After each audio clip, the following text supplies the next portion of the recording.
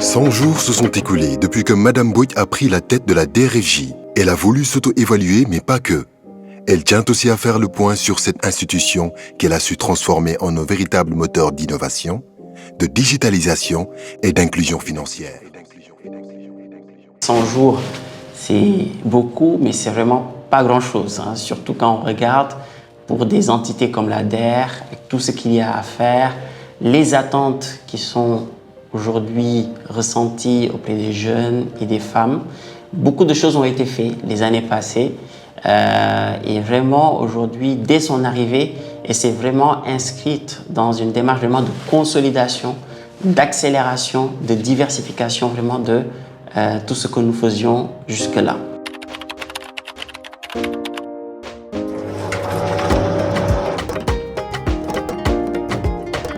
Au cœur de son action, 3 priorités majeures ont été définies.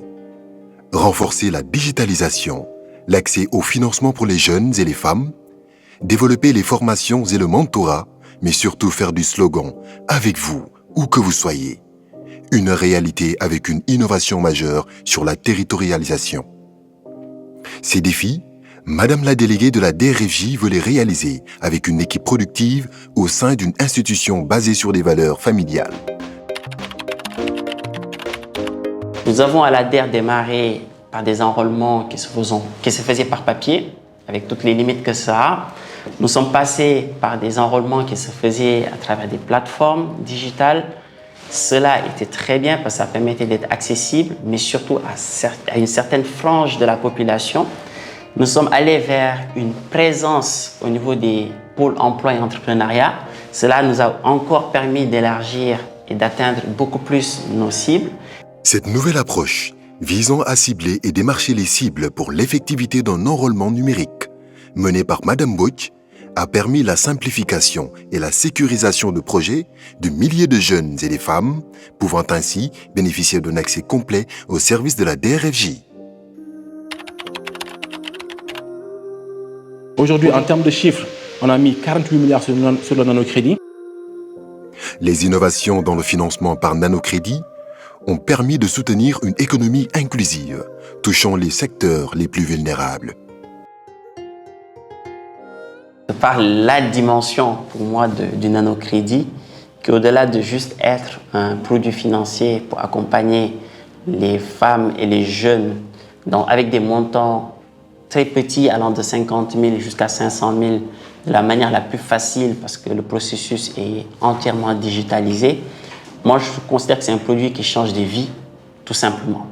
Parce que c'est de trouver une dame qui aujourd'hui a beaucoup de difficultés à faire tourner son activité, à faire vivre sa famille, de lui donner l'opportunité de lancer son activité ou de consolider ou de développer son activité et derrière de pouvoir renforcer la qualité de sa vie, mais aussi de la vie de sa famille. Vraiment, nous avons été très chanceux d'avoir une dame comme Madame la déléguée qui, de par son parcours, est quelqu'un qui est très sensible à la cause féminine et à la cause des jeunes, à travers notamment la fibre maternelle qu'elle porte et qu'elle amène partout.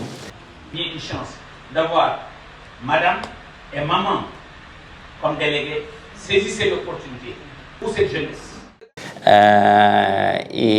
De par cette chance que nous avons qu'elle soit très sensible et convaincue de l'impact de ce produit, elle n'a pas hésité, par exemple, à son arrivée, juste quelques jours après, à réunir ici, au sein de la DER, toutes les fédérations et les fêtières au niveau de tout le pays, tous les départements, de passer une journée avec elles pour comprendre les problématiques, comprendre les challenges qu'ils peuvent avoir, échanger avec ces fêtières et ces fédérations sur les difficultés qu'ils rencontrent au jour le jour et sur les axes aussi d'améliorer ce produit phare qu'est le nanocrédit. Donc ça, c'est déjà une vraiment preuve d'une démarche inclusive pour essayer de comprendre et de mettre un peu toutes les parties prenantes autour de la table pour faire de ce produit le meilleur produit. Une opération que nous avons mis en place ensemble à la veille du Magal. L'idée, c'était de pouvoir se rapprocher auprès des foyers religieux, des populations qui ont des activités génératrices de revenus, pour pouvoir les accompagner sur des tickets de financement qui vont de 100 000 à 2 millions de francs CFA. Et nous avons continué dans cette dynamique-là à adresser également ces mêmes cibles-là pour leur permettre de préparer le Gamou qui va se faire normalement ce dimanche, Inch'Allah. Et nous, aujourd'hui, en termes de résultats, nous avons déjà injecté 956 millions de francs CFA à travers cette opération Magal et Gamou au profit de 1500 bénéficiaires dans les régions de Diourbel, de Kaolack, de Fatick, de Thiès, Tivaouane naturellement, Thiénaba, Ndiassane jusqu'à Louga, pour permettre à ces femmes et à ces jeunes d'avoir des revenus pour pouvoir faire de petits commerces. Et d'ailleurs, à notre surprise, nous avons même sur Touba reçu un remboursement par anticipation d'une bénéficiaire qui avait reçu un montant de 2 millions de francs CFA. Juste après le Magal, elle a remboursé intégralement le financement. Et ça, aujourd'hui également, c'est quelque chose qu'il faut dire, parce que le délégué général, lors de sa prise de fonction, le maître mot de son discours, c'était d'inviter les populations, de les sensibiliser et les demander à pouvoir rembourser ces crédits-là, parce que c'est fondamental. Sans remboursement, la DER ne pourra pas s'inscrire dans une logique de pérennité. Et elle a beaucoup insisté, elle nous a mobilisés, elle a dégagé des ressources, nous avons mis en place une organisation avec une équipe dédiée et les gens sont en train de sillonner le terrain pour pouvoir sensibiliser et demander aux populations qui ont déjà accédé à ces financements de pouvoir rembourser et permettre à d'autres Sénégalais de pouvoir en bénéficier.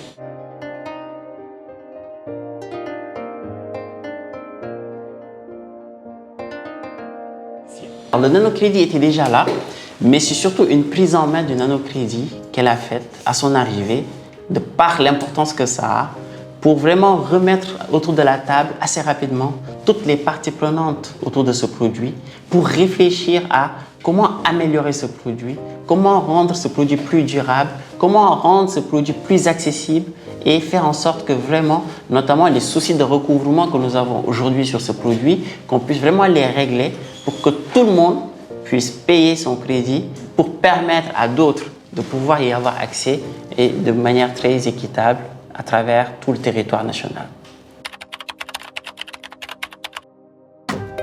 En 100 jours, la DER/FJ a facilité l'accès à la propriété de taxis pour plusieurs jeunes, offrant des solutions de mobilité innovantes pour Dakar. Madame la Générale a une vision de contribuer à la modernisation du secteur du transport. Alors c'est dans ce sillage-là que nous avions un programme de 50 taxis pour l'aéroport international Blaise Diagne. La première cohorte de ces 50 taxis-là portait sur 36 taxis qui ont été financés et remis aux différents bénéficiaires qui ont déjà commencé à faire leur exploitation. jël lu toll ci juróom fukki oto jagleel ko ay ndaw yoo xamante ne amuñu juróom fukki at ñu gis ne loolu njariñ la ci transport li nga xamante ne oto bi ni ñu ko amee dafa yomb ndax li ñu ko amee dafa yomb mooy oto bu 0 kilomètre la jox boo xam ne mi ngi nekk ci ñi nga fay ci 417 000 francs CFA loo xam ne assurance la kon loolu sant gu wér la. képp koo xam ne da nga dugg ci biir dëkk bi rek boo gisee taxi yi rek da nga war a kontaan am fierté pour jël taxi pour mu yóbbu la. su fekkente ne DER dafa taxaw ñëw def benn financement boo xamante ni moins de 40 ans la sans accord 417 000 du accord assurance oto bi leen la fayloo loolu il faut ñu préciser ko mu leer amul accord dañ la daggal assurance pour oto bi nga xam ne yow yaa koy dawal yaa koy bénéficier woo ñu daggal la assurance 1 an tout risque mooy 417 000 francs boobu dette la ñu wax. L'idée, c'est de continuer et de boucler dans les jours à venir les 14 taxis qui restent pour être sur les 50 taxis. Et au-delà de Dakar, l'idée également, c'est de pouvoir même se projeter dans les autres régions, notamment Saint-Louis et Ziguinchor. Nous sommes en train de réfléchir sur un programme pour pouvoir continuer dans cette dynamique. Son objectif aujourd'hui, c'est qu'on puisse arriver à 2000 taxis pour renforcer justement cette modernisation du secteur du transport. Parce qu'on a déjà fait des actions dans ce sens-là. Au-delà des taxis, on avait avec une de nos banques partenaires, la BND, financé l'AFTU pour la modernisation du transport urbain avec 200 minibus déjà opérationnels. Aujourd'hui, Madame le ministre délégué général également a signé le comité ad hoc avec la BND toujours dans le sens de renforcer cette dynamique-là avec 40 camions vidangeurs qui vont bientôt voir le jour pour un montant global de 2 milliards de francs CFA. Voilà un petit peu ce qu'on est en train de faire dans le secteur du transport à travers un programme assez important qu'on appelle le PAVI avec l'Agence française de développement et la Banque africaine de développement, mais également avec une contribution forte de l'État du Sénégal. Dans une démarche d'inclusivité, Madame Mbodj a entrepris de territorialiser l'action de la DRFJ. Son objectif, s'assurer que chaque femme et jeune entrepreneur, quel que soit l'endroit où il se trouve au Sénégal, puisse bénéficier du soutien de l'institution. Cette initiative vise à assurer une présence de la DRFJ dans chaque région du Sénégal, permettant ainsi aux entrepreneurs, même dans les zones les plus reculées, de bénéficier du soutien nécessaire à la réalisation de leurs projets. Elle a lancé l'idée de pouvoir mettre en place des bureaux dans chaque département. L'idée de ces bureaux-là, c'est de permettre de renforcer davantage la proximité de la DER, d'être plus proche des populations, afin de mieux les accueillir, de mieux les orienter pour pouvoir accéder à de très bons résultats. Aujourd'hui, Madame le délégué général a dégagé une enveloppe de 2 milliards de francs CFA et nous a instruit dans un délai de 2 mois qu'on puisse également aller sourcer des bénéficiaires au niveau de l'Europe, des États-Unis, mais également en Afrique, pour mettre en place cette enveloppe de 2 milliards dans un délai de 2 mois. Ça également, nous avons beaucoup de Sénégalais qui aujourd'hui ont envie de revenir, mais qui n'ont pas forcément accès à ces financements. Ces 2 milliards leur sont destinés pour qu'ils aient des projets porteurs qui permettent également de pouvoir servir le Sénégal. Convaincue que la cohésion d'équipe est essentielle à la réussite, Madame Mbodj a instauré une culture de la solidarité. Ces déjeuners réguliers avec les employés illustrent son approche. Chacun y trouve sa place et ces moments sont l'occasion de créer des liens, de partager des idées et de renforcer l'esprit d'équipe. On l'analyse comme une bénédiction, l'arrivée de Madame Mbodj au sein de la DRFJ. Aujourd'hui, pour nous autres directeurs qui avons la chance de la côtoyer au jour le jour, nous nous rendons compte que c'est une personne, une grande dame avec des qualités personnelles exceptionnelles. C'est une dame avec beaucoup d'expérience, qui a vécu beaucoup de choses et surtout qui connaît beaucoup de choses dans ce pays et dans les rouages de l'administration. Je peux être très honnête avec vous en vous disant qu'on apprend auprès d'elle au jour le jour.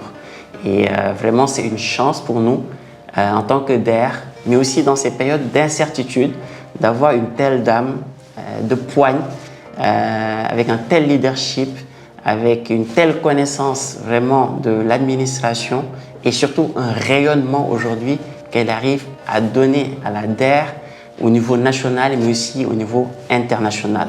Nous avions eu quand même une perception positive. Et cette perception ne s'est basée que sur une seule chose, c'est sur le vécu et justement l'expérience de Madame le ministre délégué général, Madame Dr Aïssatou Mbodj. Quand je parle de vécu, effectivement, je pense qu'elle a eu un parcours exemplaire. Je pense qu'elle a été la première femme maire, elle a été la première femme présidente du conseil départemental et elle a occupé quand même un portefeuille ministériel assez important. Et c'était le ministère de la femme, c'était le ministère chargé de gérer les questions des femmes. Et quand on parle de femmes, aujourd'hui, il y a un élément important, c'est l'autonomisation. Et dans la gamme de produits et services de la DER, nous avons un pas important. Parce qu'aujourd'hui, je pense que 80% de notre portefeuille aujourd'hui doit aller dans l'autonomisation des femmes. C'était des tickets aujourd'hui de 50 000 et qui peuvent aller de 2 millions. Et je pense qu'elle a cette expérience. Elle a eu à poser des actes très forts pendant son magistère au sein de ce ministère-là. Et je pense qu'elle a développé beaucoup de produits, beaucoup de partenariats avec des structures qui accompagnent ces femmes-là. Et aujourd'hui, c'est ça qui nous a posé à avoir cette perception. Et on ne s'est pas trompé.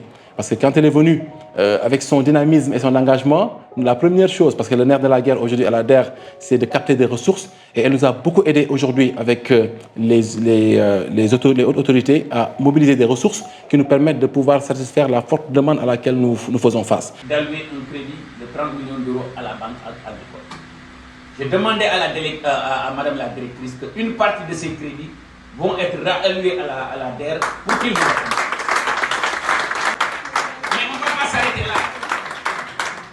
On ne va pas s'arrêter là. La Banque mondiale est sur le point de nous approuver une ligne de 230 millions de dollars. Et quand je vois ce que vous faites, ce que vous avez dans votre programme, et ce que nous voulons faire, c'est comme si quelqu'un est venu tricher l'autre. La deuxième chose que nous avons vécu avec elle, c'est sa capacité à s'adapter. Et ça, c'est fondamental. Depuis qu'elle est venue, on a fait beaucoup de missions sur le terrain. Et ce qui nous a, nous tous, agréablement surpris, c'est sa capacité à pouvoir tenir le coup. Et j'ai raconté une anecdote à mes collègues en disant, on a fait une mission sur le terrain, on est rentré très tard le soir, et le lendemain, on s'est rendu compte qu'elle a été la première à être au bureau. Et ça, c'est quelque chose quand même qui mérite d'être soulevé. Pour Madame Mbodj, chaque défi et chaque succès sont accompagnés de moments de réflexion et de prière. C'est une source de force et de sérénité, lui permettant d'avancer avec conviction dans son engagement envers la DER/FJ et le Sénégal. Et aujourd'hui, on peut dire que quasiment toutes nos procédures de financement sont entièrement digitalisées, de l'enrôlement jusqu'à la mise à disposition des fonds jusqu'au suivi. Et cela a été fait surtout pour des raisons d'accessibilité, de performance, d'efficacité et d'efficience de nos processus. Et nous avons été vraiment très agréablement surpris par la sensibilité que Madame la déléguée elle a eue dès le départ et surtout la forte capacité d'adaptation qu'elle a montrée à s'intégrer très facilement dans ce processus entièrement digitalisé.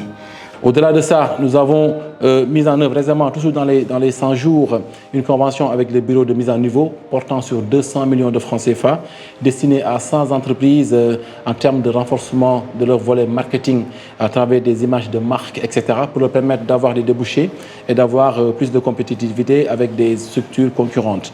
Nous avons également, à la suite de sa prise de service, signé un avenant avec le 3FPT, portant sur un montant de 80 millions de francs CFA, destiné à accompagner 600 entreprises, toujours en termes de normalisation dans le domaine du marketing et également de la comptabilité.